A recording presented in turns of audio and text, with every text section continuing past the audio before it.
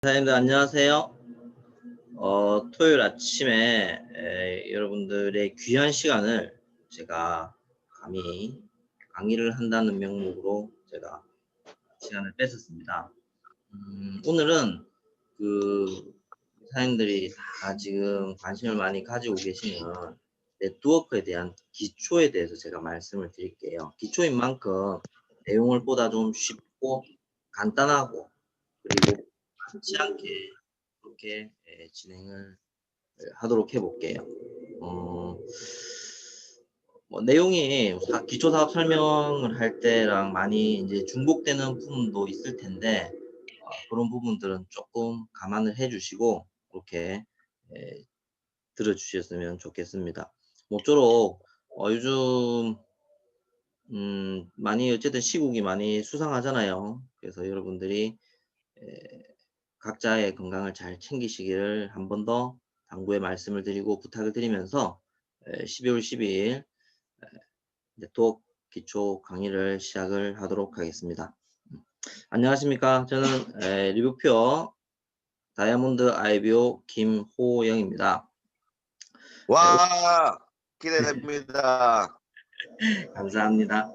오늘 이 시간에는 네트워크 사업의 기초에 대해서 네트워크에 대한 개념을 간단하게 말씀을 드리도록 할게요.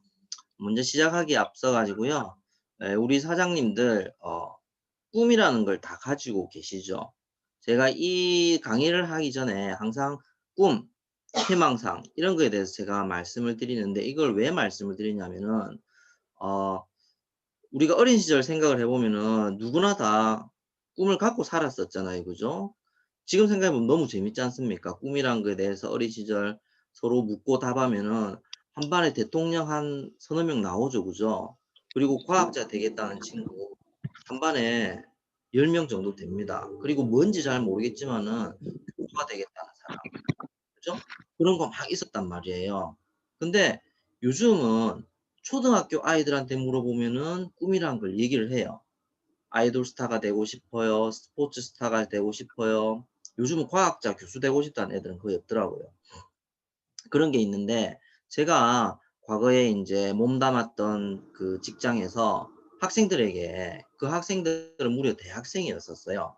그 학생들에게 꿈이 뭐냐고, 뭐가 되고 싶냐고, 가지고 있는 희망이 뭐냐고 물어보면은 꿈이 없는 대학생들이 너무 많았었어요. 그러면 이게 뭐가 잘못된 걸까요? 그 친구들이 잘못된 걸까요? 꿈이 없는 사회로 가고 있다는 증거예요. 이 친구들이 희망이 없는 거예요. 그래서 너무너무 심각해서 그 친구들과 제가 어 강의를 하게 될 때에 첫째 주, 둘째 주에 애들한테 꿈을 심어 주기 위해서 굉장히 많이 노력을 했던 그런 제 과거의 기억이 있거든요. 그래서 제가 우리 사장님들과도 이렇게 시간을 가질 때 항상 서두에 지겹도록 그리고 유치할 정도로 꿈에 대해서 자꾸 얘기를 하는 게 이 꿈이 있지 않습니까? 강력한 나를 이끄는 힘이 되기도 하거든요. 그래서 저는 이 꿈에 대해서 말씀을 드리는데 꿈이란 것은 특별한 건 아니잖아요. 내가 갖고 싶은 것, 가고 싶은 곳, 하고 싶은 것 이러한 것들이 꿈이잖아요. 그래서 제 꿈을 뭐 그냥 말씀드리면은 저는 예 이런 집에서 살아보고 싶습니다. 이런 집에서 이런 집 정도 되면은 가족 인원수가 굉장히 많아야 할 것 같지만 저는 이 큰 집에서 그렇게 많지 않은 사람이 살 거예요. 서너 명 정도? 아니면 너댓 명 정도? 예. 참고로 이 집에 화장실이 무려 9 개예요. 방은 새도 셀 수 없이 많고요. 집안에 극장도 있고요. 그리고 피트니스 클럽도 있어요. 보다시피 수영장도 있는데 이 집에는 실내 수영장도 있어요. 그리고 사우나 도크도 있고요. 내가 원하는 것은 이 집 안에다가 다 만들 수 있는 그러한 어 너비가 되는 그런 집입니다. 물가라서 뭐 습할까 봐 쪼금 싫다고 한다면 그럼 산속에다가 이런 집 지어서 살아 보죠 뭐. 그쵸? 이게 제 꿈이에요. 제가 가지고 싶은 집, 살아보고 싶은 집. 이게 제 꿈이고요. 그다음에 어 이 크루즈는 전 세계에서 가장 큰 크루즈거든요. 이 크루즈를 타고 지중해에서부터 출발해 가지고 남유럽을 거쳐서 북유럽까지 좋은 공기를 마시고 여러 곳을 다니면서 한 2달간 여행해 보는 게 제 꿈이에요. 2달간 여행을 하려고 하면 제일 필요한 것은 시간이 될 것 같네요. 그쵸? 돈은 부차적인 문제가 되겠죠. 그쵸? 2달간 여행을 할 수 있을 정도의 시간적인 여유가 되는 사람이 되는 게 우선 급선무가 되겠죠. 그쵸? 그래서 그런 지역을 누리면서 정말 사랑하는 사람들과 행복하게 여행을 해 보고 싶은 게 꿈이고요.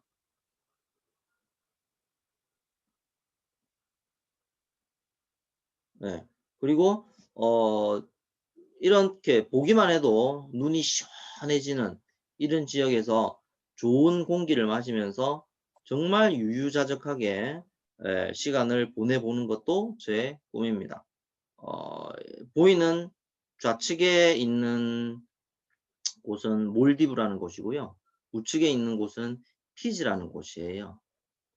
둘 다 너무나 자연 환경이 좋은 곳, 그리고 보시다시피 가보면은 스트레스가 거의 없는 곳, 그리고 막상 가보면은 할 게 거의 없는 곳이 몰디브라는 곳과 피지라는 곳입니다. 가서 정말 아무것도 안 하고 아무 생각 안 하고 그냥 때 되면은 밥 먹고 그 외의 시간에는 휴식하고 그런 것들을 해보는 게 저의 꿈입니다. 그리고 매번 막 여기 어디 다닐라 그러면은 공항에서 또 사람들과 다 같이 타는 비행기에서 경우에 따라서는 다소 껄끄러운 경우들이 많이 있잖아요. 그쵸? 그래서 이런 자가용을 가지는 것도 저의 꿈입니다. 그래서 매우 먼 지역은 저런 작은 비행기로 다니는 게 곤란하겠지만 그렇지 않은 경우에는 저런 자가용을 가지고 하늘을 날아다니는 것, 그리고 저렇게 멋진 요트를 자가용으로 가지면서 바닷길을 헤쳐서 다니는 것, 이것도 저의 꿈이고요. 그리고 땅 위에서는 예, 이런 좋은 차, 그죠? 그것도 한 대도 아니에요. 세단형 승용차와 SUV형 승용차, 또 이렇게 멀티로 제가 소유하는 그런 것도 저의 꿈입니다. 이런 꿈을 이루기 위해서는 그냥 입만 벌리고 있어서 되진 않겠죠. 그렇죠? 반드시 필수 불가결한 게 필요한 게 이제 현실로 들어오게 되는 거죠. 그렇죠? 돈이라는 것이 반드시 필요하다고 말씀을 드릴 수 있죠. 그렇다면은 이 돈이라는 것을 획득하기 위해서 나는 그 어떠한 행위를 해야 되겠죠. 그래서 많은 사람들이 너무너무 기초적으로 초동적으로 초동적으로 해야 되는 행위가 취직 또는 자영업이라는 게 되겠습니다. 그렇죠? 근데 취직이라는 것을 하기 위해서 사회에 진출하기 전에 많은 학생들이 노력을 정말 많이 한단 말이에요. 근데 이 취직이라는 걸 해 가지고 막상 요 그림에 보이는 회사들 있잖아요. 그렇죠? 그런 회사들은 나름 네임 밸류가 있는 회사이기 때문에 그 회사에만 들어가도 일단하고는 시작이 괜찮다고 얘기를 할 수 있습니다. 그래서 일단 괜찮은 시작을 하면서 즐겁게 직장 생활을 몇 년을 해 보니까 그 친구들이, 젊은 청년들이 엄청나게 느끼는 게 많아지는 거예요. 승급하는 데에도 한계. 왜냐하면은 승급을 하는 사람들이 약간 정해진 것 같은, 미리 들어올 때부터 막 선고 그 회사 생활해 보면 그런 말들 하거든요. 선골, 진골 막 이런 말들을 하거든요. 그렇게 정해진 것 같은 그런 느낌이 들기도 하고. 그러다 보니까 그 소득이라고 하는 것들은 나는 정말 회사를 위해서 뼈골 빠지게 일을 하는데 막상 내가 받아가는 것은 적다는 느낌이 들고. 그쵸? 근데 여기에 중요한 포인트가 있는 거죠. 그죠? 그 친구는 무엇을 위해서 일을 했습니까? 회사를 위해서 일을 했잖아요. 그러니까 돈은 당연히 회사가 벌죠. 본인을 위해서 일을 했다면은 다르겠죠. 그죠? 근데 자기가 있는 어 구조의 틀은 열심히 일을 하면은 회사를 위해 하게 돼 있습니다. 그쵸? 그러니까 당연히 회사를 위해서 회사가 많은 돈을 벌게끔 되어 있고, 그렇게 하기 위해서는 어때요? 근무를 딱 틀에 짜여진 그러한 근무를 하여야 되고, 그것을 벗어나서는 근무를 하지 못하게 합니다. 과거에는 투잡, 쓰리잡을 못하게 하는 것은 공무원들만 그렇게 되어 있었었는데요. 오늘날은 일반 사기업들도 있잖아요. 투잡, 쓰리잡 못하게 묶어놓은 회사들 엄청 많습니다. 본인의 회사에서 본인의 회사 일만 집중하게끔 만들고 그 외의 일을 못하게끔 일부러 만들어 놨어요. 그래 놓고서는 어떻습니까? 퇴직은 예, 빠르게 할 수 있도록 또 만들어 놨잖아요. 요즘은 핑계 좋지 않습니까? 코로나 팬데믹으로 인해서 모든 걸 거기에다가 핑곗거리를 맞추어 놔 놓으면은 어 뭐 다른 거 별로 필요 없습니다. 그죠? 뭐 "왜 잘랐니?" 뭐 이런 말도 없습니다. 아, 그리고 요즘 코로나 때문에 일반 직장인들 코로나 걸렸다 그러면은 이게 너무 유행이 잘 되기 때문에 있잖아요. 그 회사를 어쨌든 물러나야 됩니다. 어쩔 수가 없어요. 그래서 젊은 친구들이 가장 부담스러운 게 코로나 걸리면은 회사 그만둬야 되는 이것이 가장 두렵다고들 하죠. 그래서 어쨌든 우리 에 유표 사업하시는 우리 사장님들도 정말 코로나 조심하셔야 됩니다. 왜냐하면 내가 코로나의 노출 지역에만 골라서 다니는 게 아니잖아요. 우리도 조심해서 다니잖아요. 그쵸? 그런데 하다 보면은 너무 이 지금 유행성이 강한 그런 유행병이기 때문에 걸릴 가능성이 있단 말입니다. 그죠? 이것은 전 세계 70억 명에게 똑같이 노출된 거예요. 그런데 코로나를 예를 들어서 걸렸다고 한다면 사람들은 뭐라 그러겠습니까? 리뷰표 하다가 코로나 걸렸다고 분명히 얘기를 할 거예요. 이 말을 안 들어야 되는 거예요, 이 말을. 그래서 특히나 우리 네트워크 사업하는 분들, 특히 우리 리뷰표 사업하시는 사장님들은 우리 코로나를 정말 정말 조심하셔야 됩니다. 그래서 코로나 걸리기 위해서는 우리 사장님들이 강의에서 많이 말씀을 하시잖아요. "면역 체계를 높여라." 그쵸? 그래서 면역 체계는 뭐 예 본예로 제가 말씀드리자면은 행동적 면역 체계와 생물학적 면역 체계 이 두 개를 갖다 같이 병행을 해야 됩니다. 근데 행동적 면역 체계는 우리 국가가 지금 너무 잘 해 주고 있잖아요. 그쵸? 해 주고 있고 쪼끔 더 강력하게 해도 괜찮을 것 같지만, 제 생각에는 쪼금 더 강력하게 해도 괜찮을 것 같지만은 우리나라는 그래도 민주주의 국가이고 K 방역이 전 세계적으로 굉장히 많이 이슈화되고 에 주목을 받는 이유 중에 하나는 민주적인 방역 체계를 갖고 있고 그것이 너무너무 성공적이기 때문에 그렇다고 얘기해요. 그래서 어쨌든 좀 더 강력하게 하면 참 좋을 것 같지만 그렇지 않게 진행하면서도 너무너무 성공적으로 에 면역이 성공하고 있고, 그다음에 생물학적 면역 체계는 본인의 몫이에요. 각자가 해야 되는 거예요. 그래서 저희 같은 경우에는 우리 리부표 제품 중에 면역 체계를 높일 수 있는 제품이 있잖아요. 그쵸? 그 제품을 많이 예 복용을 하고 있습니다. 참 많이. 그래서 어쨌든 면역 체계를 많이 높여서 코로나로부터 우리 사장님들이 안전하기를 바라는 마음에서 제가 여담을 말씀드렸고, 그래서 이 취직이라는 것을 해 가지고 돈을 벌어 보니까 참 시간이 지나면은 많이 아쉽다는 생각이 많이 들죠. 그래서 자영업을 또 선택을 하시게 되는데, 이 자영업이라고 하는 것이 참 어렵습니다. 그쵸? 시작을 해서 경험이 없는 사람들이 거의 대부분, 경험 있는 사람만 시작하진 않잖아요. 그죠? 경험 없는 사람들이 시작을 많이 하는데 첫 해에 90% 이상이 가슴 아프게 실패를 한대요. 그 이유는 경험도 부족하고요. 그다음에 어느 정도 자금이 있어야 되는데 그 자금 없이 작게 시작을 하면은 또 경우에 따라서는 실패할 확률이 또 높은 거죠.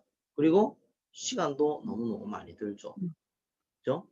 그래서 별 수 없이 사람들이 주식이라는 걸 해가지고 많은 대부분의 사람들이 살아갈 수밖에 없는데, 이 주식이라는 걸 갖다가 있잖아요. 우리가 냉정하게 한번 보시게 되면은 아직까지도 우리 사회에서 1억이 가지는 의미가 너무너무 크다고 제가 말씀을 드릴 수가 있죠. 이것은 우리 사장님들도 다 같이 느끼는 거라고 저도 생각이 되어집니다. 잠깐만요.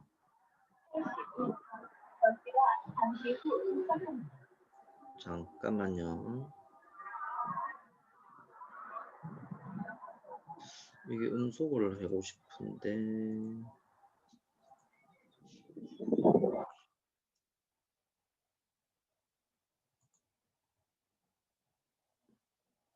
네, 됐습니다. 우리 사회에서 어쨌든 1억 원이란 돈이 가지는 의미가 너무 크고, 이 정도 시드머니, 뭐 투자를 하든 뭘 하든 어쨌든 이 돈 정도 있으면서부터가 모든 시작이 되는 것 같다는 생각이 듭니다. 그래서 많은 사람들이 일단 하고는 1억이라는 돈을 만들기 위해서 참 많은 노력을 하는 것 같은데, 그런데 이 1억이라는 돈을 있지 않습니까? 실제로 연 1억 정도 연봉이 책정이 되어 있는 사람이라 할지라도 실수령액은 이 정도밖에 안 됩니다. 그런데 4인 가족 기준으로 최저 생계비가 268만 원 정도가 된단 말이에요. 이 말은 뭡니까? 최저라 그랬기 때문에 경우에 따라서는 이거보다 훨씬 더 많다고도 얘기될 수 있겠죠. 그렇죠? 그런데 정말로 딱 계산적으로 월 실수령액에서 1억을 기준으로 봤을 때 월 실수령액에서 최저 생계비만 딱 빼면 이 돈이 나오는데, 이 돈만 400만 원만 갖고도 하나도 안 쓰고 모으면은 2.1년 정도가 걸린대요. 1억 정도 모으는데. 그죠? 근데 우리 일반 직장인들 어떻습니까? 일반 직장인들 있지 않습니까? 그러니까 연 4천만 원 정도 버는 것도 사실은 쉬운 일이 아닙니다. 연 6천만 원 정도 버는 것도 쉬운 일은 아니에요. 그렇죠? 근데 이 계산상으로만 보시게 되면은 3천만 원 이하는 1억 모으는 게 불가능할 뿐더러 4천만 원 정도 수준에 올라섰다 하더라도 30.6년이 걸립니다. 5천만 원, 6천만 원 되어도요, 9년, 5년 걸려요. 그런데 여기서 제가 드리고 싶은 말씀이 뭔가 하면은, 내가 사고 싶은 집을 내가 운이 좋아가지고 연봉 6천만 원 정도 되는 사람이라고 생각을 해보자고요. 그죠? 그래서 내가 사고 싶은 집을 갖다가 하나 탁 정했단 말입니다. 그래서 내가 열심히 모으고, 그 다음에 그 나머지 부분은 은행에서 대출을 받아가지고 집을 살려고 계획을 잡았단 말이에요. 그래서 5.3년 뒤에 내가 드디어 종잣돈 1억이라는 돈이 생겼어요. 근데 5.3년 뒤에 내가 사고자 했던 집이 5.3년 전에 그 가격이 되어 있을까요? 그건 뭐 상식이잖아요. 그죠? 5.3년 뒤에는 내가 찍었던 그 집은 내가 살 수 없는 가격으로 다시 상승해 있을 가능성이 굉장히 높습니다. 꼴랑 1억 갖고도 이런 일이 벌어진단 말이에요. 그렇죠? 그래서 우리가 이 소득이라고 하는 것, 돈이라고 하는 것들을 조금 더 냉정하게 살펴보자면, 앞서 제가 말씀드렸던 대로 이 뭐 소득 보면은 이렇게 노동소득과 자산권리소득으로 과감하게 나누어 놓고, 좌측에 있는 노동소득 분야에 있는 사람들이 기준으로 봤을 때 그냥 전 세계인의 95% 정도 돼요. 근데 여기에는 전체 돈의 5%가 여기 이 영역에 있는 거예요. 그러니까 조금 더 해석을 하자면은, 전체 돈의 5%를 갖다가 전체 사람의 95%가 나눠 먹기 위해서 너무너무 치열하게 싸우는 영역이라고 얘기를 할 수 있습니다. 그래서 이 영역에 있는 사람들을 크게 나누면은 공급생활자와 앞서 말씀드렸던 자영업자, 조금 더 준비를 한 사람은 전문직 종사자가 이 영역에 포함이 되는데, 이 사람들은 제가 아까 말씀드렸잖아요. 아무리 노력을 해도 1억을 모을 수 없는 사람들, 이 영역, 공급생활자 영역에 포함이 되는 거예요. 그래서 이 사람들은 65세, 요즘은 이 원래 65세의 나이가 은퇴의 나이를 기준을 잡은 건데, 어쨌든 뭐 분류적으로 조금만 보자면, 어쨌든 65세 이후의 삶은 돈도 너무너무 부족합니다. 그러다 보니까 계속 일을 해야 되니까 시간도 너무 부족하고요. 그러다 보니까 일을 계속해야 되고 건강은 애매한 거예요. 무슨 말인가 하면은 이 사람들이 일을 그만두면은 몸이 정말로 심각하게 안 좋아지는 형태로 딱 만들어져 있어요. 그거보단 조금 낫다는 자영업자 그리고 전문직 종사자들은요. 65세 이후의 삶에는 돈은 조금 가지고 있는 사람들은 좀 있는가 봐요. 그죠? 그런데 그 돈을 위해서 일을 계속해야 됩니다. 그러다 보니까 나이가 들어도 시간이 없어요. 그리고 나중에는 건강이 매우 심각하게 안 좋아져 있습니다. 왜냐하면은 돈과 시간을 맞바꾸는 일을 이 사람들은 했기 때문에. 그래서 이 사람들은 너무너무 비참하게 돼 있습니다. 본인이 나가면은 직장에 가면은 돈을 벌 수 있어요. 그런데 본인이 만들어 놓은 직장으로 자기가 나가지 않으면은 자기는 돈 못 버는 거예요. 그러니까 매일매일 들어오는 현금을 갖다가 무시하지 못하기 때문에 본인 몸이 좀 망가지는 한이 있더라도 어떻습니까? 그 몸을 이끌고 자꾸 자기 업장으로 나갈 수밖에 없겠죠. 그러다 보니까 건강이라는 것들은 챙길 수 있는 그런 여력이 도저히 안 되는 거예요. 그런데 이 우측에 있는 영역은요. 우측에 있는 영역은 시스템에 의해서 발생하는 수익 영역으로요. 죄송합니다. 수익 영역으로 사업가 영역이 있고 투자가 영역이 있습니다. 이 투자가 영역, 어쨌든 사업가 영역에서 돈을 많이 벌어서 투자가 영역으로 이동을 하는 게 우리의 꿈이 되겠죠. 그렇죠? 그런데 이 사업가가 우선 되어서 꿈을 이루려고 한다면은 크게 거기서 보는 것처럼 시스템을 구축하든지 아니면은 시스템을 구입하든지 아니면은 시스템을 활용하든지 그렇게 해서 돈을 많이 벌어야 되는데 이 영역은 있잖아요. 매우 특별한 게 전 세계인의 한 5% 미만의 사람들이 전 세계 자금의 95%를 여기서 나누는 영역이에요. 앞서와는 너무 다르죠. 너무 적은 돈을 갖다가 너무 많은 사람들이 나누기 위해서 치열하게 싸우는 영역이고 여기는 너무 많은 돈을 너무 작은 사람들이 나누기 위해서 방법을 찾는 영역인 거예요. 그래서 그 방법을 찾는 거에는 크게 세 가지 시스템을 구축하거나 구입하거나 활용하는 그 방법이 있고 그 방법을 통해서 돈을 많이 획득한 사람 일부들은 또 어떻습니까? 투자가 영역으로 가게끔 되어 있는 거예요. 그래서 이 영역 같은 경우에는 매우 특별한 영역이기 때문에 우리가 B에서 큰 성공을 하게 된다면 뭐 I로 영역을 하겠지만 일단 하고는 우리는 사업이라는 걸 진행을 해야 되는 사람들이기 때문에 B 영역을 한번 살펴보시면은 부자 아빠 가난한 아빠 저자인 로봇 기요사키라는 사람이 이 시스템 일반 사람들이 시스템을 보유하는 방법이 세 가지 정도가 있다고 말씀을 하시면서 그 첫 번째는 시스템을 직접 한번 만들어 봐라. 한마디로 걸출한 기업을 만드는 거예요. 누구나 들으면 바로 알 수 있는 그 정도 기업을 만드는 것으로 삼성이나 맥도날드나 스타벅스가 되겠죠. 이것은 사실 아무나 하지 못하는 방법이에요. 돈이 있다고 다 할 수 있는 것도 아니고요. 능력이 있다고 다 할 수 있는 거 아니에요. 이것은 돈도 있어야 되고 능력도 있어야 되고 그리고 또 어떻습니까? 운도 있어야 되고요. 시대적 상황도 맞아떨어져야 되는 부분이 있습니다. 사실은. 그래서 이러한 시스템을 직접 만들어서 부를 소유할 수 있다는 것은요. 한 국가의 몇 명, 전 세계의 아주 일부의 사람들만 할 수 있는 그런 그렇다 그래서 뭐 저나 여러분들이 시도하지 못하는 방법은 아니에요. 얼마든지 도전은 할 수 있지만 성공의 가능성이 매우 낮은 그런 방법이 되겠죠. 왜냐하면 너무너무 어렵거든요. 그리고 두 번째 방법은 이미 만들어진 시스템을 사는 방법이 있겠죠. 그렇죠? 그래서 프랜차이즈와 프랜차이지 관계를 우리가 많이 집중할 수 있죠.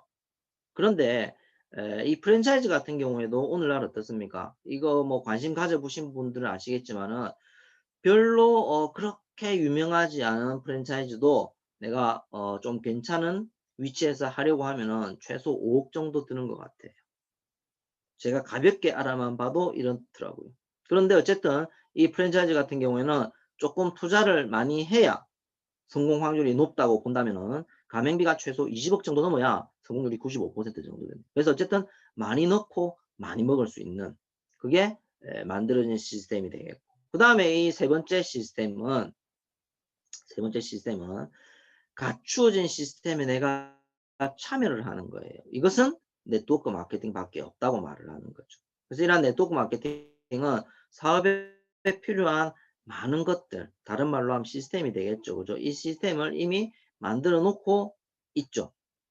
그래서 거기에 내가 접속을 해서 나는 그 네트워크 마케팅을 전달하는 사람으로서 유통망만 자꾸 넓혀 나가면 되는 그런 아주 단순한 일인데 크게 성공할 수 있는 그러한 일이 네트워크 마케팅이라고 말을 할 수가 있는 거예요.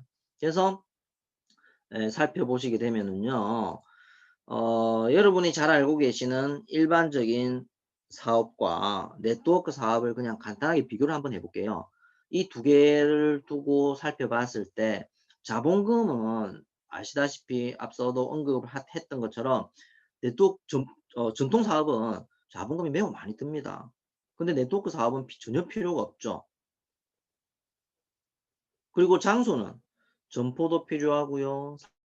사무실도 필요하고 경우에 따라서는 창고도 필요합니다만 이 네트워크 사업은 아무것도 필요가 없습니다. 그리고 재고에 대한 부담이 굉장히 많지만 네트워크 사업은 재고에 대한 부담도 전혀 없습니다. 전혀 없습니다. 그리고 사업을 진행하는 방법도 앞서 제가 말씀드렸잖아요. 다소의 자영업 사업은 다소의 경험이 필요하다고 얘기를 했지만 네트워크 사업은 누구나 가능합니다. 왜냐하면 혼자 하는 게 아니거든요. 이거 뒤에 말씀드릴게요. 그리고 관리도 사실은 너무너무 복잡하지만 이거 뭐 회사가 다 해주기 때문에 저는 별로 이런 거 신경 쓸 필요가 없죠.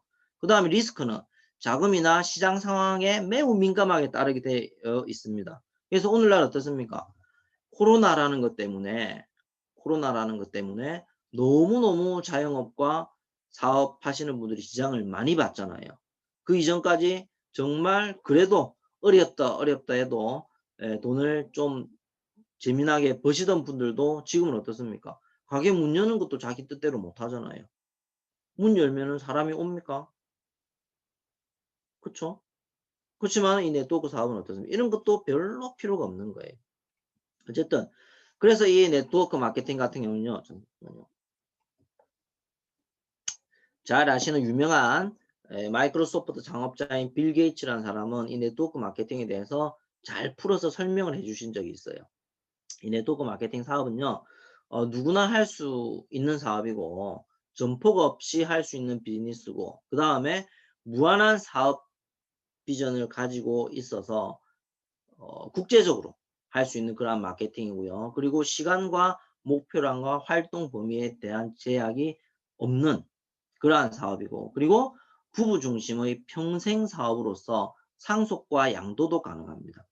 참고로 말씀드리면 미국 같은 사회는 어쨌든 네트워크 마케팅의 시작이었고, 미국 같은 경우에는 이런 것이 너무너무 잘 진행이 되고 있는 나라이기 때문에 내 네트워크를 양도도 가능하고요.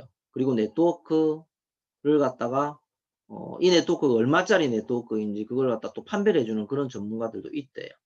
그리고 네트워크 사업은 광고에 의존하지도 않고 철저하게 인간관계의 사업이라고 말씀을 하신 거죠. 그렇죠?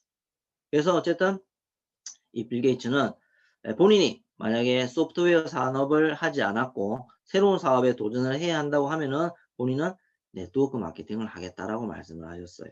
어디에서? 지금 당장 한국에서. 이것은 왜 그럴까요? 왜 이 사람은 인구가 얼마 되지도 않는 정말 좁은 땅덩어리인 한국에서 네트워크 사업을 하겠다라고 말씀을 하셨을까요?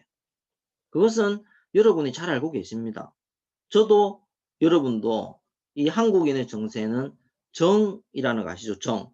과거 어떤 그 무슨 파이 선전에 그 슬로건이었던 정, 그죠? 한자로 정 써가지고 광고를 했었잖아요, 그죠? 이 한국인의 마음에 대부분 이 정이라는 게 있대요. 그래서 이 네트워크 사업을 갖다 한국인들은 다른 나라 사람들과는 달리 다른 나라 사람들은 이 네트워크 사업을 전달하게 되면은 우리도 지금 필드에 경험해 보면 사람들이 참 냉정하다라는 거 많이 경험을 하잖아요, 그죠? 그런데 이것보다 훨씬 더 냉정하대요. 근데 한국 사람들 어떻습니까? 아, 그래도 내 친한 친구가 하니까, 우리 가족이 하니까, 내가 사랑하는 사람이 하니까, 그래도 관심을 많이 가져주고, 그 다음에 또 한국 사람들은 이게 괜찮다라는 본인의 확신이 들면은 정말 뜨겁게 사업을 하는 그 열정이 다른 나라 사람들보다 좀 많이 있다고 합니다. 그리고 또 장점은 다른 나라 같은 경우에는 나라가 좀 방대하기 때문에 내가 이것을 전달하기 위해서 1시간을 날아가야 되는 경우도 있잖아요. 시속 1000km로.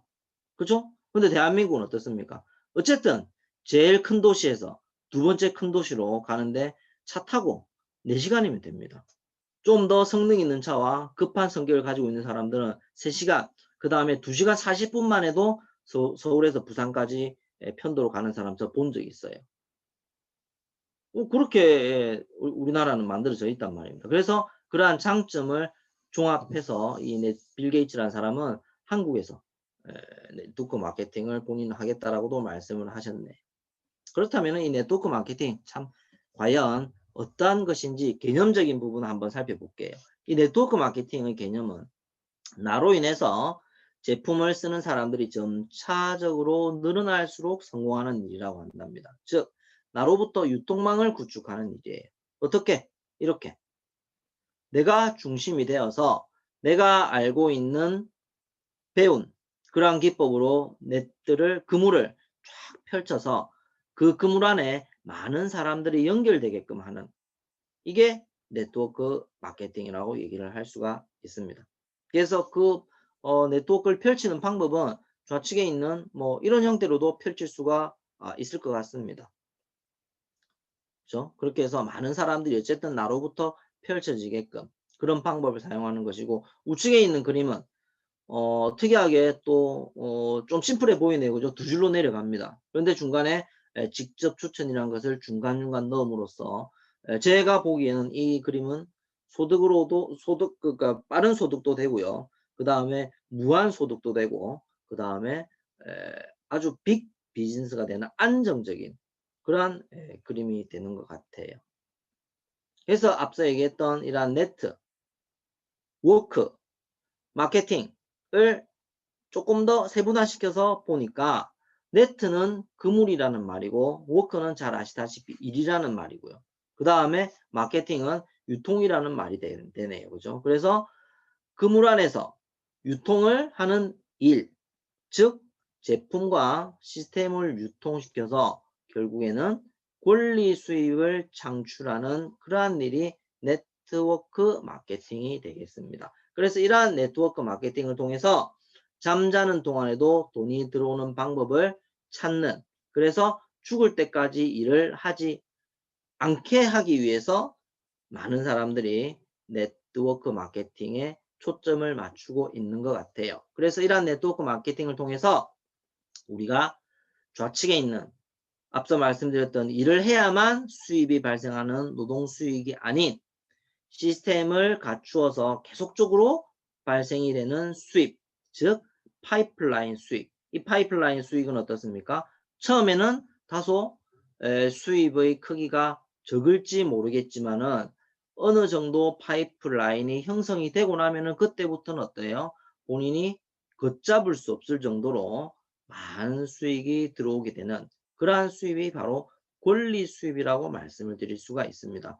여러분 오해하시지 말게 이 파이프라인 수익, 즉 권리 수입은 네트워크 마케팅을 통해서만 할 수 있는 일은 아니에요. 여러분이 재주가 있으시다면은 노래 가사, 작사, 작곡 이런 거 하셔가지고요. 유명한 가수들이 아니면은 가수가 불러서 히트시키면은 70년 동안 거기에서 수입이 계속 나옵니다. 그 다음에 많은 사람들이 정말로 즐겁게 읽을 수 있는, 따뜻하게 읽을 수 있는 책을 만드는 재주가 있으신 분들은요, 책을 갖다 글을 쓰십시오. 글을 쓰시면은 권리 수입이 합니다. 전문용어로 그걸 인쇄소득이라고 하잖아요. 그리고 여러분들이 어 건물을 짓거나 소유할 수 있으시다면은 거기에서 임대 수입이 발생하죠. 그것도 권리 수입이에요. 그런데 불행하게도 어 많은 사람들이 그럴 수가 없잖아요. 그죠? 그런 재주가 많이 없단 말입니다. 그래서 일반 사람들은 사실 어떻습니까? 하기 힘들다. 어떤 사람이 하는 거다. 타소의 재주가 있는 사람들이 하는 게 그런 일들인 거예요. 그런데 우리 네트워크 사업은 앞서 얘기했던 보통의 사람들이 시스템을 갖추어서 파이프라인 수익을 얻을 수 있는 그러한 게 네트워크라는 거예요. 아시겠죠? 그죠? 그래서 시스템에서 계속 수입이 발생할 수 있는 그런 인쇄소득을 위해서 우리가 파이프라인을 구축하는 것이죠. 그리고 이런 수입이라는 것은 이 곡선에 보시게 되면은요. 자영업과 직장인들은 처음에 돈을 잘 벌어가다가 어느 시점 되면은 탁 꺾입니다. 그 시점이 바로 은퇴 시점이 되는 것이죠. 근데 이 네트워크 사업은요.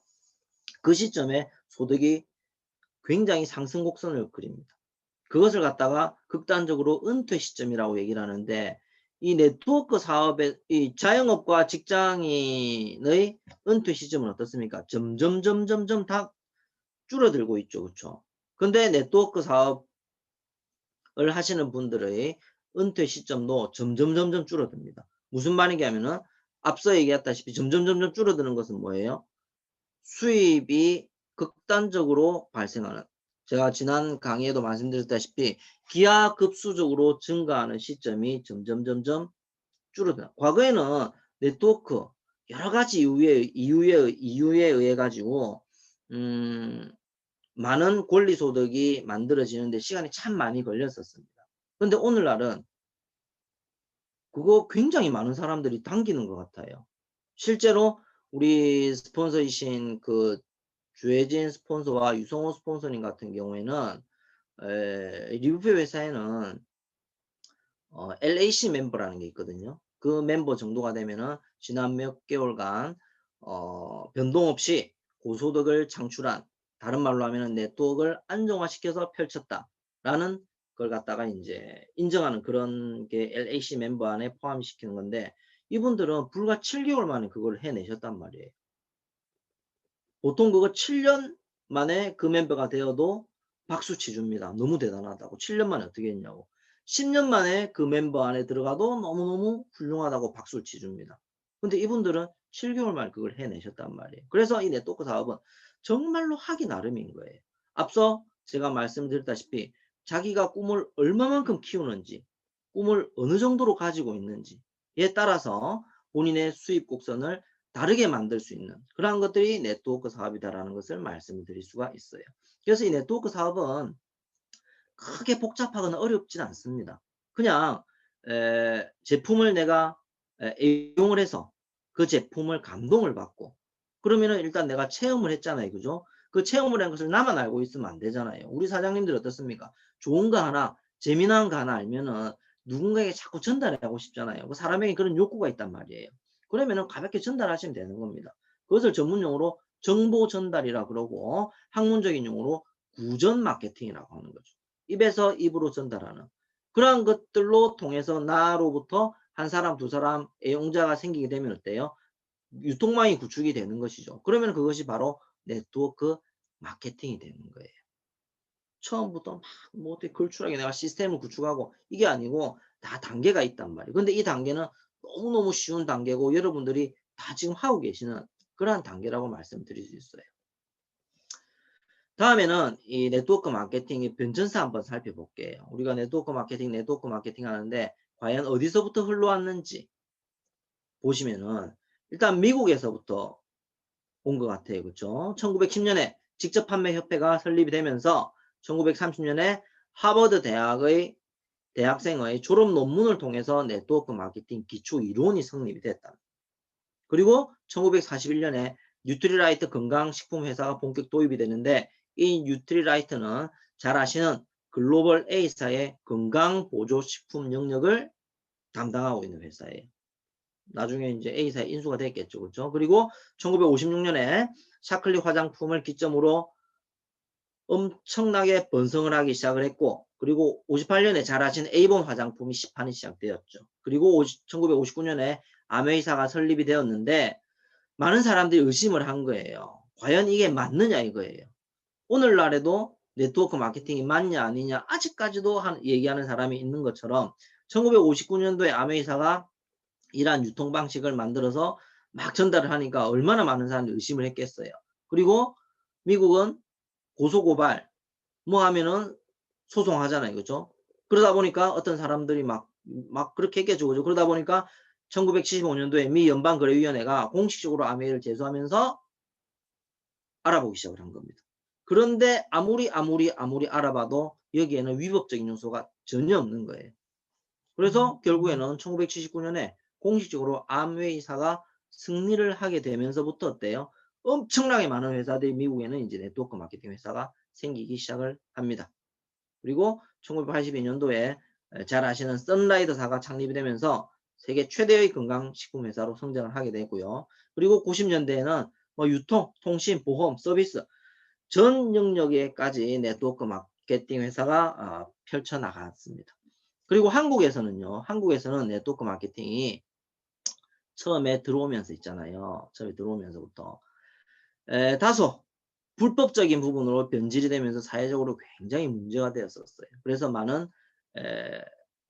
관계자들이 구속이 되기도 하면서 이제 이게 너무 사회가 혼란스러워지니까 법이라는 걸 제정을 하게 되죠. 방문 판매법이라는 것을 만들어서 이제 조금 번성을 하다가 IMF라는 시기가 겹치면서 어때요? 다소 또 감소하다가 그리고 실업자가 IMF로 해서 실업자가 엄청나게 많이 성장을 하죠. 그러다 보니까 어떻습니까? 많은 사람들이 또 네트워크에 관심을 가지기 시작을 했겠죠. 그죠? 그러면서 2002년도에 직접 판매 공제조합, 한국 특수판매 공제조합에 가입을 하기 시작하면서 본격적인 틀을 갖추기 시작을 하면서 네트워크 마케팅이 엄청나게 성장을 하게 됩니다. 그러다 보니까 니 돈에도 네트워크 마케팅이 돈 되는갑다 싶어가지고 회사를 만드는 거예요. 왜냐하면은 자기가 잘 되고 있는 네트워크 마케팅 회사에 들어가서 열심히 하면 되는데 이 사람 욕심이라는 게 어떻습니까? 네트워크 마케팅 회사를 만들면 더 돈이 되겠다는 생각을 할 수도 있죠. 그러다 보니까 어때요? 불법 회사를 너무 많이 만들어서 또 한 번 경제 위기의 여파를 받아서 또 하락세를 걷기 시작을 합니다. 그러다가 2007년도, 8년도에 전 세계적인 금융위기가 한번 팍 오니까 어떻습니까? 아이고 사업하고 뭐 이런 것보다는 네트워크 마케팅이 그래도 진짜 또 괜찮은갑다 싶어서 실패의 경험을 하신 분들 그리고 또 새로운 사람들이 많이 네트워크 마케팅에 접속을 하시면서 오늘날 상승 기류를 타게 되는 거죠. 그래서 이 전체적인 그래프로 보게 되면은 등락의 폭을 다소 거치긴 합니다만은 전체적으로 보시게 되면 어떻습니까? 상승하고 있는 형태다라고 생각을 하시면 될 것 같아요. 그리고 이러한 네트워크 마케팅은요. 유통 구조가 간단합니다. 위에 보시는 구조는 일반적인 여러분들이 잘 알고 계시는 그런 구조가 되겠죠. 그죠? 나에게 제품이 오기 위해서는 제조사에서부터 출발해서 총판과 도매, 소매업을 거쳐서 나에게 오는데 중간중간에 마진이 발생을 하는데 그 마진은 업자들이 다 가져가게 되는 거죠. 그래서 나는 실제로 어떻습니까? 200원짜리 물건을 1000원에 사게 되는 거예요. 그리고 중간에 광고비, 판촉비, 재고비, 물류비도 어떻습니까? 다 나에게 부담이 되지만 나는 어떻습니까? 그걸 잘 못 느끼고 있죠. 그런데 이 네트워크 마케팅은 그러지 않고 제조사에서부터 소비자에게 직접 유통을 하는 거예요. 그래서 제조사는 원가 200원짜리가 아니고 400원짜리 물건, 더 좋은 물건을 만들어서 소비자에게 더 저렴한 가격으로 직접 판매하는, 그래서 중간에 있는 마진은 누가 가져간다? 소비자가 가져간다. 그런데 공짜로 주지 않습니다. 어떻게 합니까? 직접 광고를 하시라는 거죠. 앞서 얘기했던 구전 광고를 말씀을 드리는 거예요. 그래서 네트워크 마케팅은 소비자 주도형 유통이 되겠고 일반 유통은 기업 주도형 유통. 왜? 일반 유통에 있어서 돈 가져가는 사람들 어떻습니까? 제조사, 총판, 도매업, 기업이 가져간다 그랬잖아요. 그러니까 이것은 기업 주도형 유통 방식이 되겠고 네트워크 마케팅은 돈 누가 가져간다 그랬어요? 소비자가 가져간다 그랬잖아요. 그래서 소비자 주도형 유통 방식이 되겠습니다. 그래서 이러한 유통 방식을 살펴보니까 아까 과거에 이제 시간적인 흐름에 우리가 많이 살펴봤잖아요. 그죠? 처음에 들어올 때 1988년도부터 98년도까지는 이때는 네트워크 마케팅이 막 진짜인지 가짜인지 잘 모르니까 이런 사업이라는 걸 본 적이 없으니까 그러한 시절이었다면 시간이 좀 지나서 2010년대까지는 12년도까지는 어떻습니까? 합법인지 불법인지 그게 너무 궁금했던 거예요.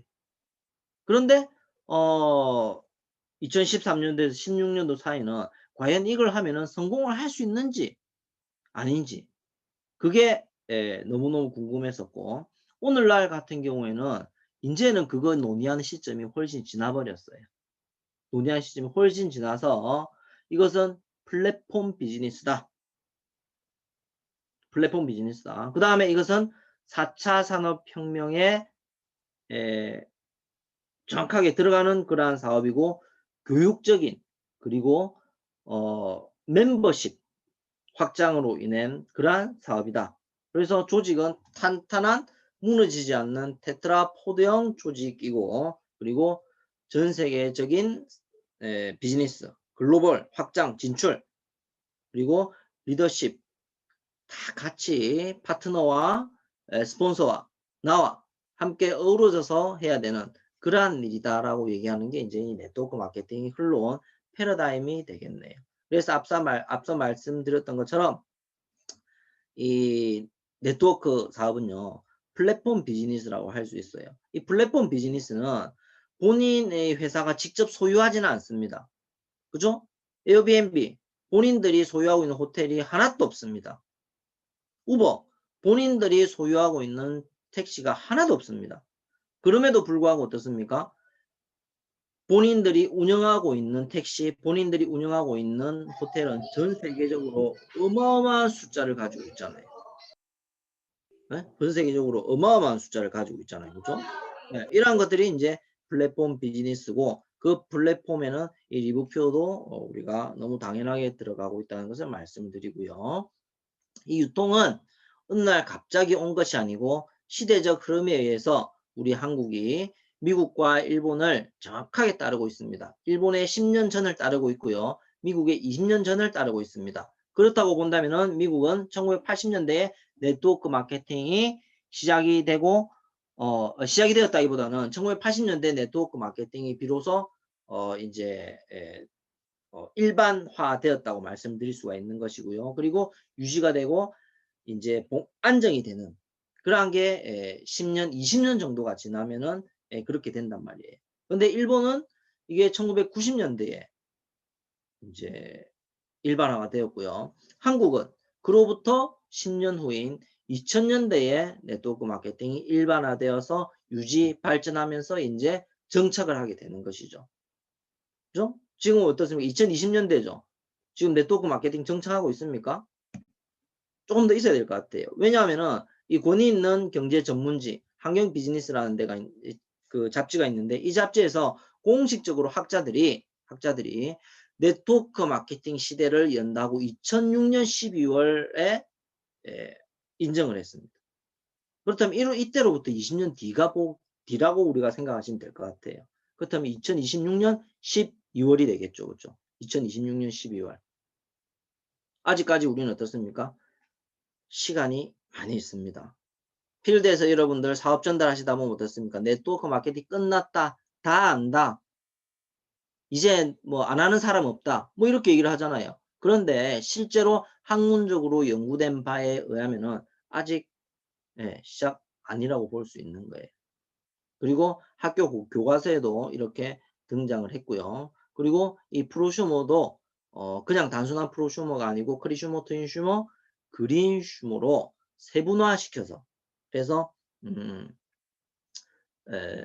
뭐 창의적으로 그리고 다른 사람을 따라하고 그리고 좀 더 환경을 생각하는 그러한 소비자의 형태로 변모하고 있다는 것을 얘기를 할 수 있습니다. 그래서 이러한 것들을 바탕으로 한 네트워크 마케팅은 어떻습니까? 너무너무 장점이 제가 이것보다 더 많이 하고 싶지만 조금 줄여놓은 게 이거밖에 안 되는 거예요. 장점이. 사업 자금 필요 없잖아요. 사업 자금. 그 다음에 사업 시작하는 게 너무 쉽잖아요. 여러분이 하겠다고 하면 어떻습니까? 너무너무 반겨주잖아요. 그 다음에 고정적인 지출이 없죠. 그 다음에 누구나 참여 가능하죠. 이것도 너무 좋은 겁니다. 그쵸? 그 다음에 시간과 장소에 제약이 없어요. 지금 여러분들하고 저하고 어떻습니까? 시간과 장소에 제약을 받으면서 만나고 있는 거 아니잖아요. 그 다음에 본업에 지장을 주지 않고 파이프라인 통해서 연금성 소득이고 상속도 가능하고 복잡한 격리회계 필요 없고 폭넓은 인맥 형성도 가능한 이러한 것들이 네트워크 사업의 장점이 되겠습니다. 과거에는 제가 마지막에 말씀드렸던 폭넓은 인맥 형성이라고 하는 게 과거에는 저는 제가 알고 있는 사람들 즉 친구들이 상당히 많다고 저는 생각을 했었거든요. 근데 이 친구라는 것도 시간이 지나 보니까 어때요? 냉정하게 생각해 볼 필요가 있더라고요. 내가 친구가 많은데 그 친구라고 하는 것도 어떻습니까? 내가 잘 살려고 하면은 정말 도움이 다 되어야 되는데 이 친구라는 것도 각자가 살아가야 되는 목과 이유가 있기 때문에 어때요? 내가 잘 살기 위한 이유에 이 친구들이 도움이 되지 않는 경우가 상당히 많습니다. 그래서 인맥이라 하는 것이 저는 친구가 많으면 인맥이 많다고 생각을 했었거든요. 근데 이 네트워크 사업을 진지하게 해보니까 어떻습니까? 인맥 생각보다 적더라고요. 그런데 이 인맥이라 하는 것은 네트워크 안에 들어와가지고 지금 제가 인맥이 더 넓어졌어요, 실제로. 아마 연세가 들고 세상을 살면 살수록 아마 새로운 친구들 만나기가 사실은 쉽지가 않습니다. 그렇죠? 사회에서 친구 만나는 거, 요즘 같은 사회는 더 조심스럽잖아요. 그 사람이 누군지를 알 수가 없잖아요. 그렇죠? 어쨌든 이러한 네트워크 마케팅에는 장점이 있고요. 그래서 이러한 네트워크 마케팅을 하려고 보면은 반드시 살펴봐야 되는 게 크게 회사와 상품과 보상 플랜에 대해서 살펴보셔야 되는데 회사는 오너의 마인드 너무너무 중요합니다. 저는 이 리뷰표에 와가지고 오너의 마인드가 얼마나 중요한지를 정말 절실하게 깨달았고요. 그 다음에 안정적인 회사인지, 회사가 10년 이상 존속 유지 발전하고 있는지 그러한 것들을 반드시 살펴보셔야 되고 제품은 원가 투명한 건 당연한 거고 많은 사람이 쓸 수 있고 그 다음에 많은 사람들이 재구매가 가능한지를 살펴보셔야 되고요. 그 다음에 보상 플랜은 공정하고 합리적이고 그 다음에 수입의 역전이 가능한지 그죠? 나보다 먼저 가입했다고 그 사람이 죽을 때까지 나보다 많은 돈을 벌어가야 된다면 이 사업은 할 이유가 별로 없습니다.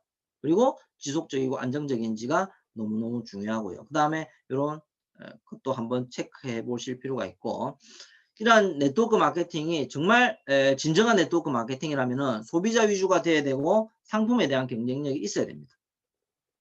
그죠? 그래서 좋은 제품을 보다 저렴하게 판매를 할 수 있어야 되고요. 투자성 구매가 아니고 진정한 소비자들이 필요에 의해서 매출이 일어나야 되는 것이고 그래서 그 중에 일부는 자연스럽게 사업가가 나오게 되는 이게 진정한 네트워크 마케팅이 되는 것입니다. 그런데 잘못된 네트워크 마케팅 같은 경우에는요. 상대적으로 제품 가격이 정말 높습니다. 그리고 소비자는 없고 사업가들만 있는 거예요. 그리고 일반 고객은 너무 극히 드문. 그래서 사업자 위주, 고가의 제품 하나가 막 80만 원씩, 100만 원씩 다 합하면 몇 천만 원씩 제품이 되는. 그죠? 그런 것들은 이제 변질된 네트워크 마케팅이다. 간단하게 이렇게 여러분들이 개념화 시키시면 될 것 같아요. 그리고 여러분들이 이제 좀 살펴보셔야 되는 게 네트워크 마케팅의 보상 플랜인데요. 크게 나누면은 이렇게 나눌 수 있어요. 브레이크어웨이 방식, 매트릭스 방식, 유니레벨 방식, 바이너리 방식, 하이브리드 방식 이렇게 있는데 하나씩 간단하게만 살펴보시면요. 브레이크어웨이 방식 같은 경우에는요. 브레이크어웨이라는 말이 분리 독립이라는 말이에요. 그래서 다른 사람을 성공시켜야 내가 성공하는 그래서 전통적인 네트워크 마케팅의 보상 플랜이에요. 그래서 그림에서 보시다시피 나는 내가 성공하기 위해서는 A, B 분리 독립시켰잖아요. 이 분리 독립을 C, D, E, F도 분리 독립을 자꾸 시켜야 되는 거예요. 그래서 글로벌 A사 같은 경우에는 이 분리독립을 최고 직급자가 되려면 21개를 분리독립을 시켜야 되는데 참 사람이 할 일이 아닌 것 같은데 정말 전 세계적으로 몇몇의 사람은 이것을 또 해내고 있고 했죠. 그죠? 어쨌든 그래서 일정 수준에 도달할 때에 그룹을 독립을 시켜야 되고 내가 수입이 많아지게 되면은 이 독립 그룹을 많이 만들면 되는 거예요. 그런데 이것은 회사 입장에서는 굉장히 안정적입니다. 그러다 보니까 이 브레이크 어웨이 방식을 갖고 있는 회사는 어때요? 누구나 알고 있는 대단히 큰 회사인 거예요. 회사 입장에서 안정적이거든. 그런데 이 방식은요, 초기에 수당이 너무너무 적습니다. 너무너무 적습니다. 그래서 매우 사실은 진행을 해보면은 정말 뭐 힘든데 이것도 뭐 성공하면은 괜찮죠. 그죠? 그래서 아메이나 뉴스킨이나 허벌라이프 같은 회사가 이러한 보상 플랜 방식을 가지고 있고요. 그 다음에 말씀드리는 게 매트릭스 방식으로 이것은 그림에서 보시는 것처럼 순서대로 진입하는 방식이에요. 내가 1번, 2번, 3번이 되면 너무너무 좋겠죠. 그런데 이미 회사에 들어가 보면은 1, 2, 3은 누군가 자리 차지하고 있습니다. 그러면 4번에서 12번까지도 좋을 것 같잖아요. 그런데 4번에서 12번까지도 다 들어차 있습니다. 그래서 들어오는 순서에 따라서 그래서 이 빈자리 없어요. 이거 역시 정말 극단적인 선점이 작용하는 것이죠. 그래서 이 매트리스 방식은 자리가 정해져 있기 때문에 한 사람이 후원할 수 있는 회원의 수와 깊이가 제한되어 있고 그리고 수당 지급 레벨도 한정이 되어 있습니다. 그래서 선점을 하고 있으면은 시간이 지나면은 밑에 자동으로 가입자가 있다면 들어차기 때문에 일 안 하는 사람이 너무너무 발생을 하게 되는 거죠. 그죠?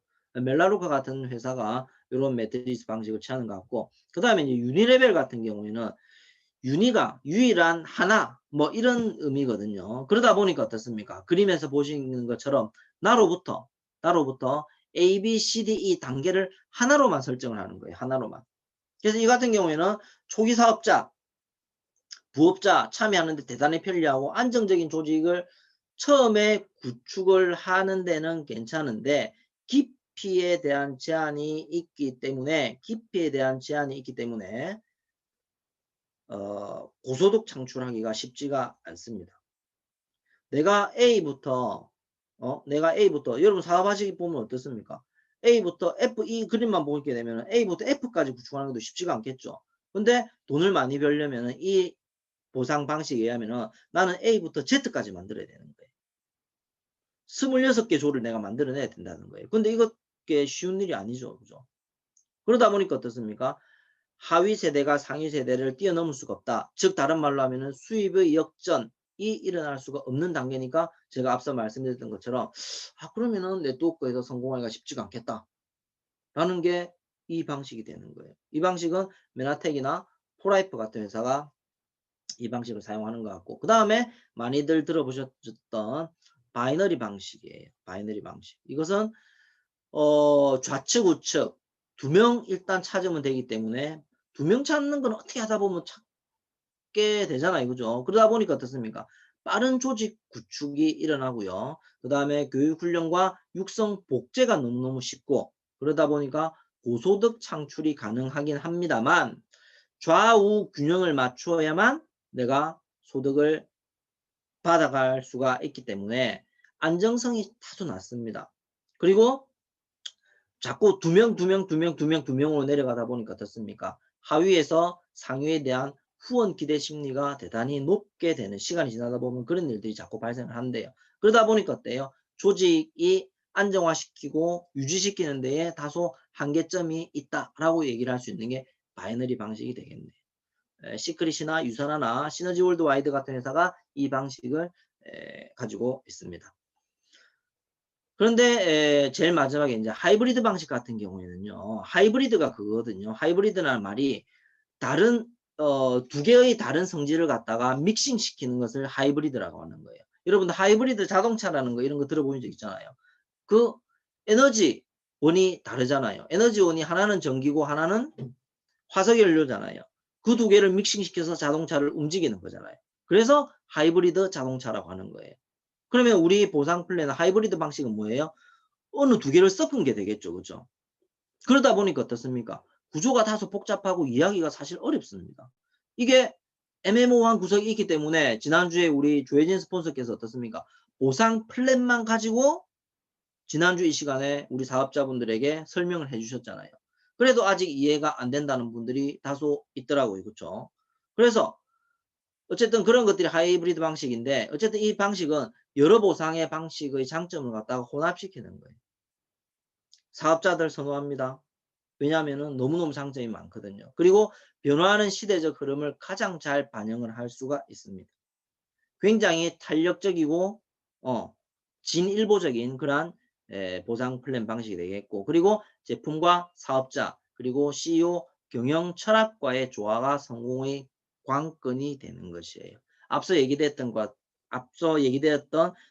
보상 플랜 방식과는 조금 다른 느낌이 드시잖아요. 그죠? 그래서 이런 보상 방식을 가지고 있는 회사가 리브표라는 회사와 유니시티라는 그런 회사가 되겠습니다.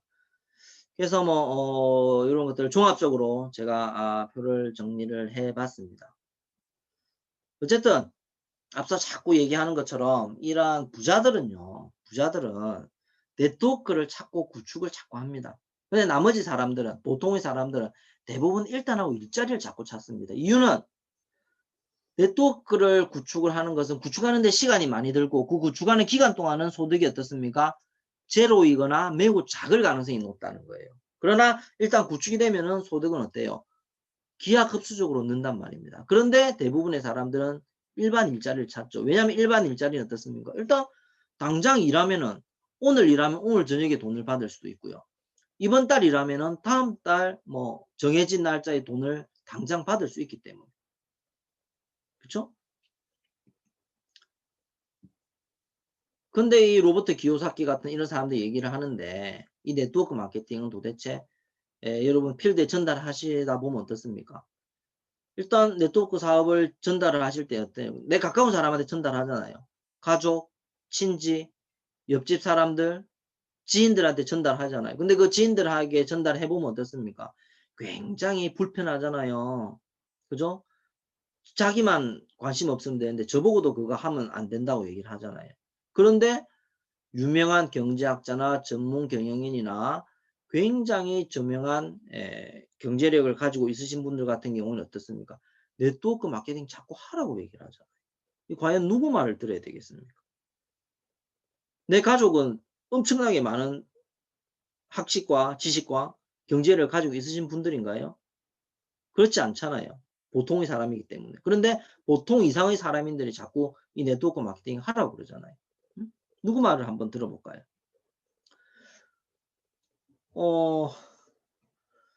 지금 굉장히 혼란스러운 사람, 미국 대통령이었던 도널드 트럼프, 그리고 워렌 버핏, 그 다음에 전 미국 대통령이었던 빌 클린턴, 앞서 언급되었던 빌 게이츠, 로버트 기요사키 같은 분들은 이 네트워크 사업을 하라고 얘기를 합니다, 실제로. 그죠? 그리고 이 사람들이 입을 모아서 딱 정리하는 멘트가 뭐예요? 평범한 사람이 부자가 될 수 있는 유일한 방법이 네트워크 마케팅이다. 다른 말로 하면 어떻습니까?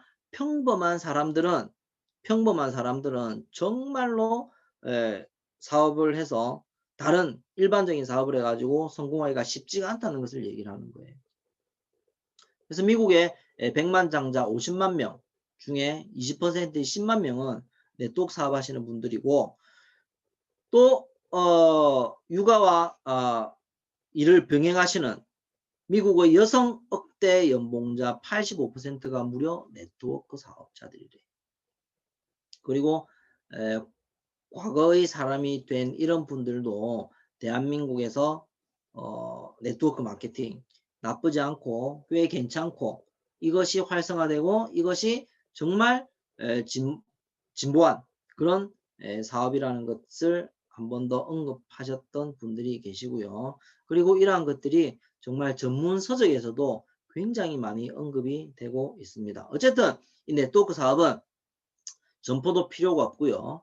그리고 비용도 없고 위험은 더더욱이나 없습니다. 그리고 스펙, 정년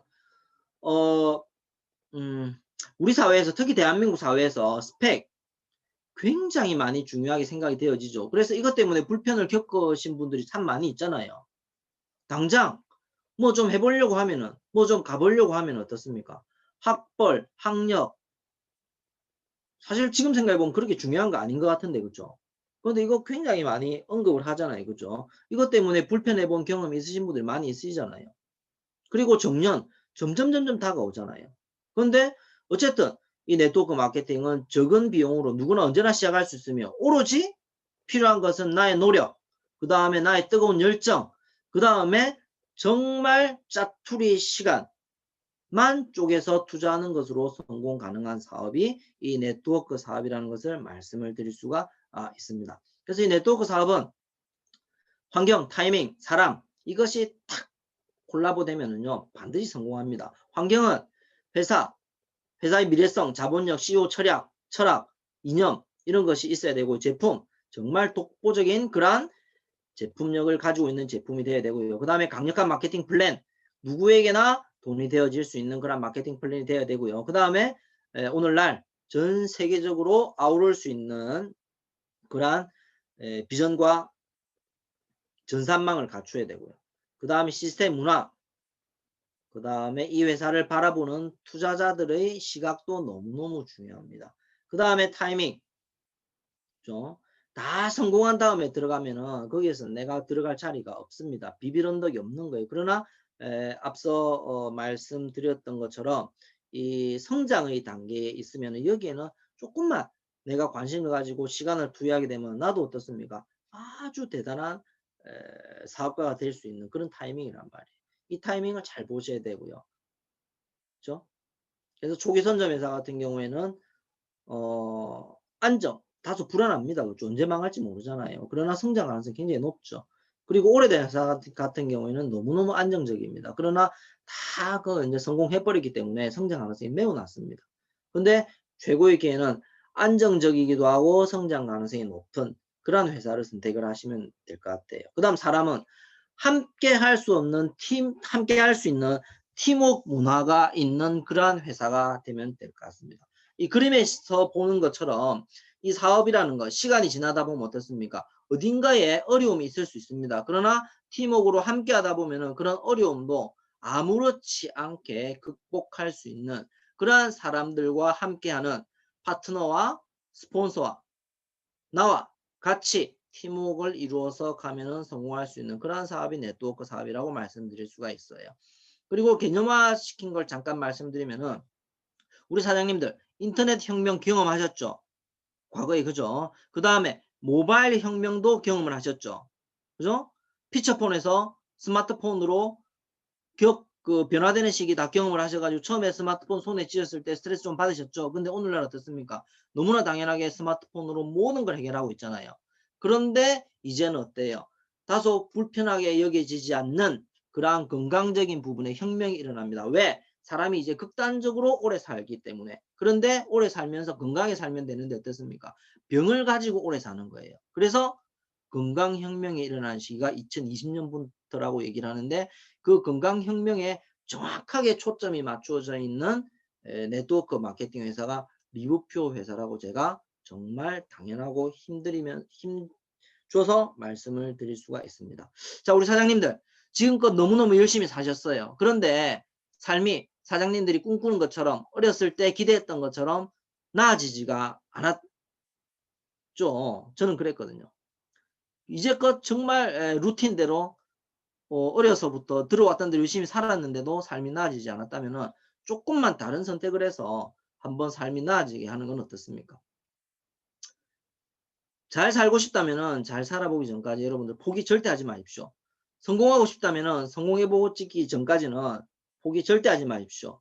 포기를 두려워할 시간에 끊임없이 도전하고 시도를 하시기 바랍니다. 부자하고 가난한 사람하고 차이는 사고방식의 차이입니다.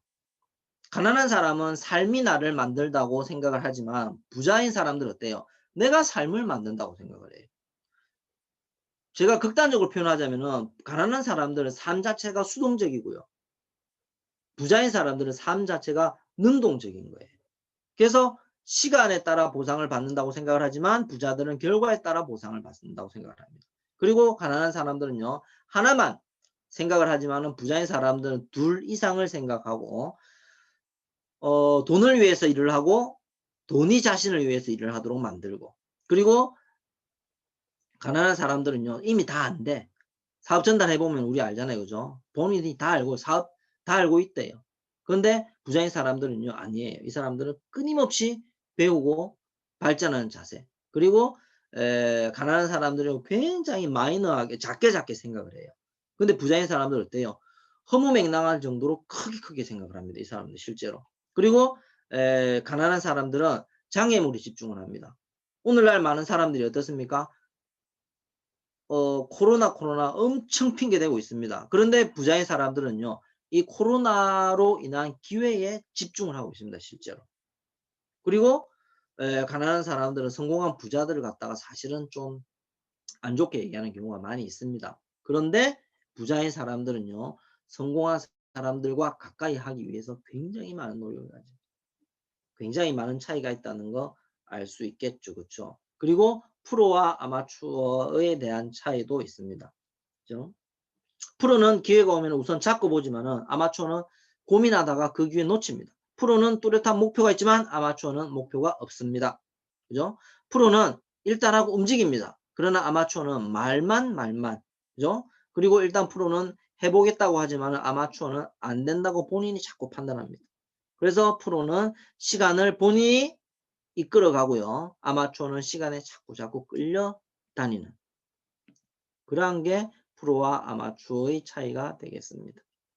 자, 우리 사장님들, 여러분들 준비를 자꾸 하시라는 말씀 들어보신 적 있잖아요. 왜냐하면 인생은 곱셈인데 어떤 기회가 오더라도 내가 제로이게 되면 아무런 의미가 없다는 거예요. 왜냐하면 오늘날 사회는 예전에는 1 플러스 1은 2라는 사회였었어요. 근데 오늘날은 어떻습니까? 1 플러스 1은 1이 될 수도 있고 2가 될 수도 있고 많이 될 수도 있습니다. 왜냐하면 오늘날에는 그 시너지라는 게 극단적으로 나타나는 사회이기 때문에 그래요. 그래서 오늘날의 사회를 갖다가 인생을 곱셈이라고 표현을 해요. 근데 이 곱셈은 내가 제로가 되면은 나에게 많이 와도 어떻습니까? 내 삶은 의미가 없죠. 제로가 될 수밖에 없잖아요. 근데 내가 준비를 해가지고 거기에 2만 되어도 어떻습니까? 엄청난 시너지가 나타나는 거예요. 여러분, 이러한 사업이 네트워크 사업이라고 제가 1시간, 죄송합니다. 제가 1시간 안에 강의를 끝내보려고 했는데 갑자기 지금 시간을 보니까 1시간 15분이 되었었습니다. 제가 정말 죄송합니다. 오늘도 제가 시간을 너무너무 많이 오버하고 말았습니다. 어쨌든 우리 사장님들 네트워크 비즈니스 제가 말씀드렸던 것처럼 너무너무 장점이 많은 정말 진일보한 그러한 사업입니다. 여러분 여기에 많이 도전하시고 지금 현재 많은 분들이 삶이 네트워크를 통해서 나아지고 있습니다. 여러분들 이 토요일 귀중한 시간에 제 강의 들어주셔서 너무너무 감사하고요. 한 해 마무리 정말 2020년도 정말 다사다난했잖아요. 그죠? 한 해 마무리 너무너무 잘하시고 정말 기대와 희망에 부푼 2021년도를 맞이하시길 바라면서 오늘 강의를 마치도록 하겠습니다. 수고 많으셨습니다. 대박입니다. 우리 김 박사님. 수고하셨습니다. 네. 네. 대박. 네. 김 원장님, 네트워크 네. 기초에